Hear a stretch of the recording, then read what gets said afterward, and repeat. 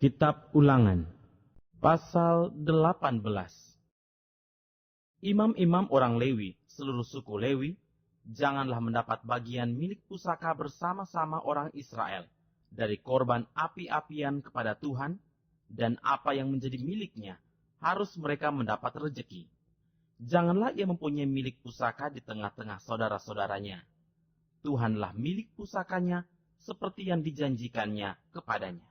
Inilah hak imam terhadap kaum awam, terhadap mereka yang mempersembahkan korban sembelihan, baik lembu maupun domba. Kepada imam haruslah diberikan paha depan, kedua rahang, dan perut besar.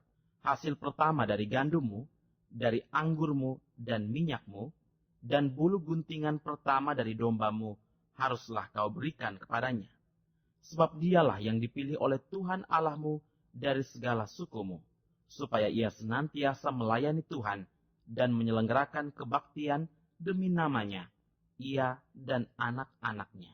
Apabila seorang Lewi datang dari tempat manapun di Israel, di mana ia tinggal sebagai pendatang, dan dengan sepenuh hati masuk ke tempat yang akan dipilih Tuhan, dan menyelenggarakan kebaktian demi nama Tuhan Allahnya, sama seperti semua saudaranya, orang-orang Lewi yang melayani Tuhan di sana, maka haruslah mereka mendapat rejeki yang sama dengan tidak terhitung apa yang ia peroleh dengan menjual harta nenek moyangnya.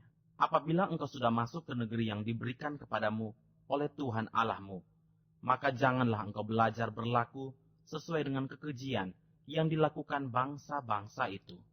Di antaramu, janganlah didapati seorang pun yang mempersembahkan anaknya laki-laki atau anaknya perempuan sebagai korban dalam api, ataupun seorang yang menjadi petenung, seorang peramal, seorang penelaah, seorang penyihir, seorang pemantra, ataupun seorang yang bertanya kepada arwah atau kepada roh peramal, atau yang meminta petunjuk kepada orang-orang mati. Sebab setiap orang yang melakukan hal-hal ini adalah kekejian bagi Tuhan.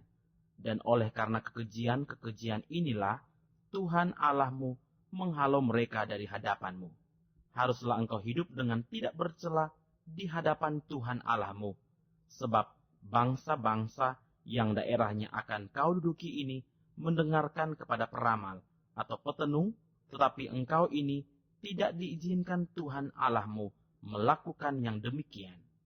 Seorang nabi dari tengah-tengahmu, dari antara saudara-saudaramu, sama seperti aku, akan dibangkitkan bagimu oleh Tuhan Allahmu. Dialah yang harus kamu dengarkan, tepat seperti yang kamu minta dahulu kepada Tuhan Allahmu di Gunung Horeb pada hari perkumpulan dengan berkata, "Tidak mau aku mendengar lagi suara Tuhan Allahku, dan api yang besar ini tidak mau aku melihatnya lagi, supaya jangan aku mati." Lalu berkatalah Tuhan kepadaku, "Apa yang dikatakan mereka itu baik. Seorang nabi akan kubangkitkan bagi mereka dari antara saudara mereka, seperti engkau ini. Aku akan menaruh firman-Ku dalam mulutnya, dan ia akan mengatakan kepada mereka segala yang Kuperintahkan kepadanya. Orang yang tidak mendengarkan segala firman-Ku yang akan diucapkan nabi itu demi nama-Ku, daripadanya akan Kutuntut pertanggungjawaban. Tetapi seorang nabi yang terlalu berani untuk mengucapkan demi nama-Ku perkataan yang tidak Kuperintahkan untuk dikatakan olehnya, atau yang berkata demi nama Allah lain, nabi itu harus mati. Jika sekiranya kamu berkata dalam hatimu, bagaimanakah kami mengetahui perkataan yang tidak difirmankan Tuhan? Apabila seorang nabi berkata demi nama Tuhan dan perkataannya itu tidak terjadi dan tidak sampai, maka itulah perkataan yang tidak difirmankan Tuhan. Dengan terlalu berani nabi itu telah mengatakannya, maka janganlah gentar kepadanya.